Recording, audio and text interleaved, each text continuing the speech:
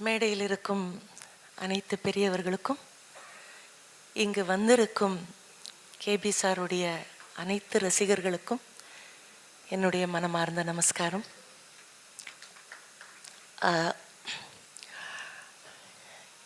KP சாரை பற்றி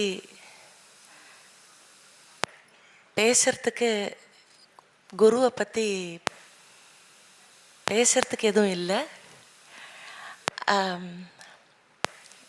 மனனம் பண்ணி அதை பின்பற்றுறது தான் சிஷ்யர்களுடைய ஒரு கர்த்தவியம். ஆனால் இப்படி ஒரு மேடைன்னு ஒன்று இருக்கிறதுனால ரெண்டு விஷயம்தான் சொல்ல நான் விரும்புகிறேன்.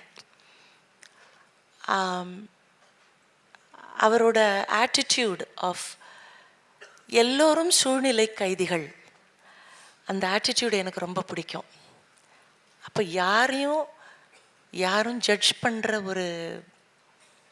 ஒரு கட்டத்துக்கே நம்ம போகாமல் just take life as it is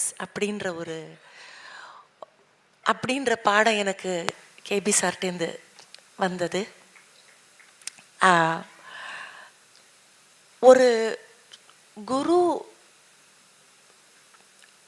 உண்மையான குருவா இருக்கிறதுக்கு ப்ரூஃப் என்னன்னா, அவர்கிட்ட படித்த எந்த சிஷ்யர்களும் சோட போக மாட்டான். அதே ஃபீல்டுலேயோ இல்லை வேறு ஃபீல்டுலேயோ, இந்த ஹிந்தியில் சொல்வாளே ரோட்டி கப்படா மக்கான், உண்ண உணவு, இருக்க இடம், உடுத்த உடை, இந்த பேசிக்ஸ் வில் ஆல்வேஸ் பி மெட். அது கேபி சாரோட எல்லா சிஷ்யர்களுக்கும், ஈவன் அவர்கிட்ட ஜஸ்ட் ஒரு சீன் நடித்த சிஷ்யர்களுக்கும் அந்த பிளெஸ்ஸிங் இருக்கும். இதுதான் proof. I always call him மகான் டைரக்டர். இது ஒரு குவாலிஃபிகேஷன் ஆஃப் அ மகான். கவச்சம் போல் இருந்து நம்முடைய வாழ்க்கை, நம்மளுடைய ப்ரொஃபஷன் எல்லாத்தையுமே வழி நடத்தி செல்லும் ஒரு குருவோட பிளெஸ்ஸிங், ஒரு உண்மையான குருவோட பிளெஸ்ஸிங். கேபி சார் அந்த மாதிரி ஒரு உண்மையான குரு. அண்ட் ஒரு கல்மஷம் இல்லாத மனசு. அதனால தானோ என்னவோ அவர் சிஷ்யர்களுக்கெல்லாம் எல்லாருமே நாங்கள் நன்னா இருக்கோம்.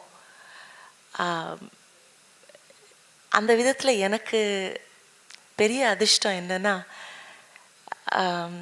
சங்கீத குடும்பத்தில் சங்கீத வழியில் வந்தாலும்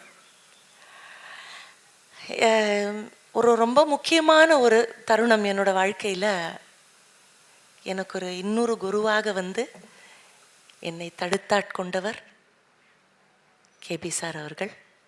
என்றென்றும் அவருடைய குடும்பத்தோடு நன்றி மறவாத நான் இருப்பேன். நமஸ்காரம்.